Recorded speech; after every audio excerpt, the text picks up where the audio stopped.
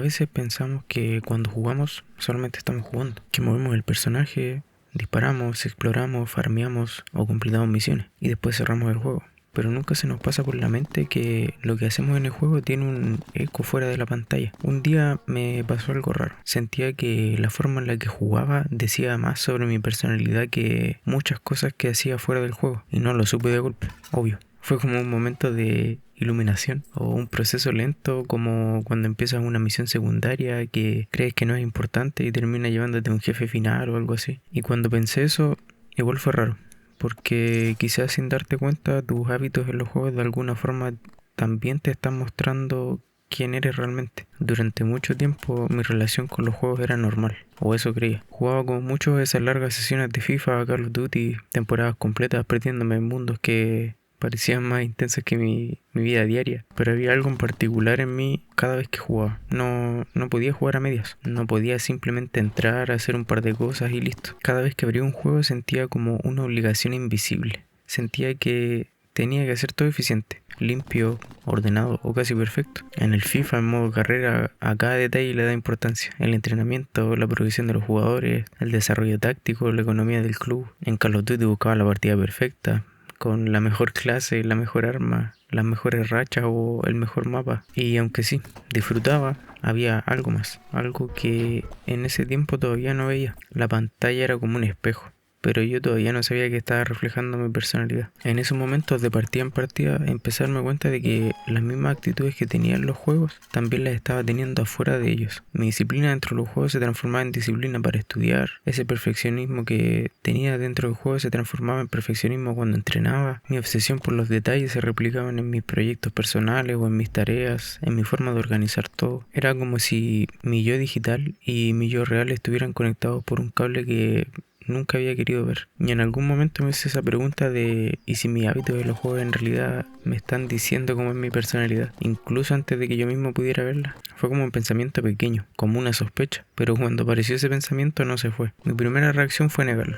Me dije a mí mismo, nada, estoy exagerando. Solamente estoy jugando. Para eso existen los juegos. Incluso me convencía de que la diversión estaba precisamente para eso, en la imperfección. Que los juegos no tenían por qué ser eficientes, que no debía buscar ser perfecto. Pero cuando apagaba el PC, yo seguía siendo igual de detallista en mi vida real. Seguía frustrándome por cosas pequeñas, seguía reiniciando proyectos solo porque no estaba saliendo exactamente como yo quería. Y en algún nivel sabía que esas cosas también venían del mismo lugar. Ese rechazo me hizo pensar que en algún momento iba a tener que enfrentar esa verdad más adelante. Cuando leí el libro de Hábitos Atómicos, que yo creo que todos lo conocen porque ya está muy quemado en todo el mundo del desarrollo personal, ese libro tiene una idea fuerte, que lo que haces repetidamente te convierte en quien eres. Y claro, tenía sentido. De repente mis hábitos de los juegos tomaron como otro color. No eran decisiones momentáneas, no eran formas de jugar sin importancia. Eran patrones, eran microtransacciones o comportamientos repetidos 1000 veces. Cuando leí que los hábitos se forman por identidad, recordé que cuando jugaba Elden Ring salía a farmear más de lo necesario. Cuando jugaba FIFA buscaba el modo carrera perfecto. Cuando jugaba juegos en general buscaba progresar sin cometer errores. Y fuera de los juegos hacía lo mismo. En ese punto empecé a ver mis hábitos en los juegos con más detalle. Y lo primero que descubrí fue que en realidad no estaba disfrutando.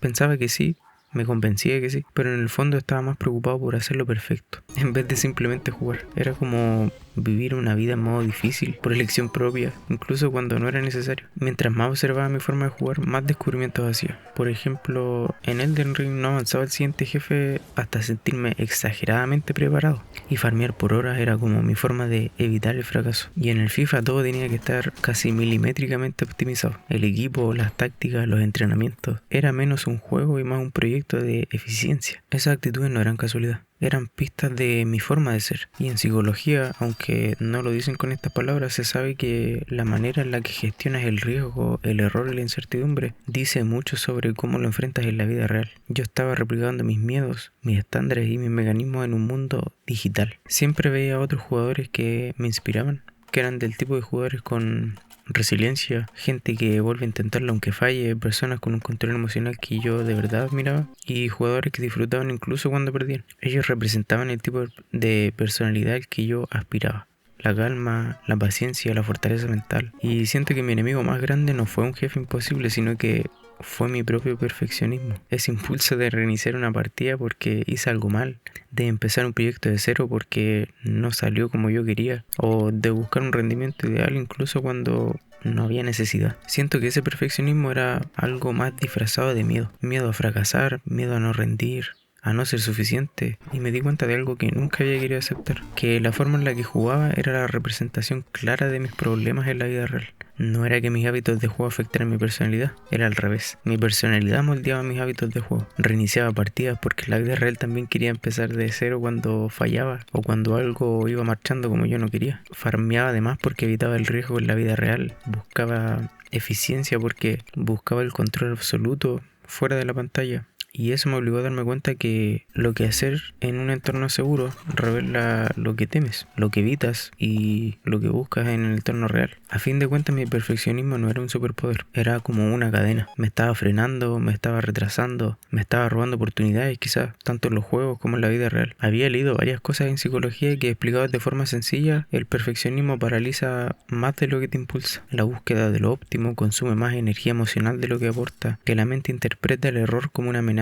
incluso en entornos sin riesgo real. Y cuando lo pensé desde el mundo de los juegos, todo encajó. Mi forma de jugar me estaba mostrando mis límites internos y tuve que aceptarlo. Un plan normal que puedo cumplir todos los días es mucho más fuerte que un plan perfecto que no puedo mantener a largo plazo. Después de esa confrontación interna descubrí que mi disciplina y mi paciencia, las mismas que aplicaba cuando jugaba, también me servían en la vida real. Sí, mi perfeccionismo era un problema, pero debajo de él había fortaleza, la capacidad de insistir, analizar, construir, de perseverar incluso cuando algo cuesta. Y de alguna forma los juegos no solo me mostraron mis defectos, sino que también mis capacidades. Y desde ese día cada vez que juego lo hago diferente. Si cometo un error, sigo. Y si algo no salió perfecto, continúo y ya no reinicio nada. Y si pierdo, lo tomo como parte del juego. Si algo no está bien optimizado, me permito disfrutarlo igual. Juego como si estuviera entrenando una nueva versión de mí mismo. Una versión capaz de relajarse, de ser flexible, de soltar. Y curiosamente lo disfruto más. Lo que antes me causaba estrés, ahora lo siento como parte de la experiencia. Lo que antes me hacía reiniciar, ahora es una oportunidad de adaptarme. Y lo que antes me frustraba, ahora es parte del aprendizaje. El cambio no ocurrió en los juegos, ocurrió afuera. Una vez que entendí mis patrones, empecé a verlos en todo. En mis proyectos, mis estudios, mis hábitos, mis rutinas o hasta mis formas de entrenar. E incluso en las relaciones. Y entendí que al final de cuentas la personalidad nos acompaña a todas partes, en todos los ámbitos. Y si tú también sientes que tienes un mal hábito, algo que arrastras, algo que te cuesta ver con claridad, te propongo que mires mientras juegas. Cómo manejas la frustración, cómo tomas decisiones, cómo reaccionas al error, cómo enfrentas el riesgo, cómo disfrutas y cómo te adaptas. Porque casi siempre nuestra personalidad se refleja en la forma en la que jugamos. Y quizás ahí descubras quién eres o quién puedes llegar a ser. Y si el video te gustó o te gustó algo de lo que dije, me gustaría que le dejaras un like, que lo apreciaría mucho, y te suscribieras.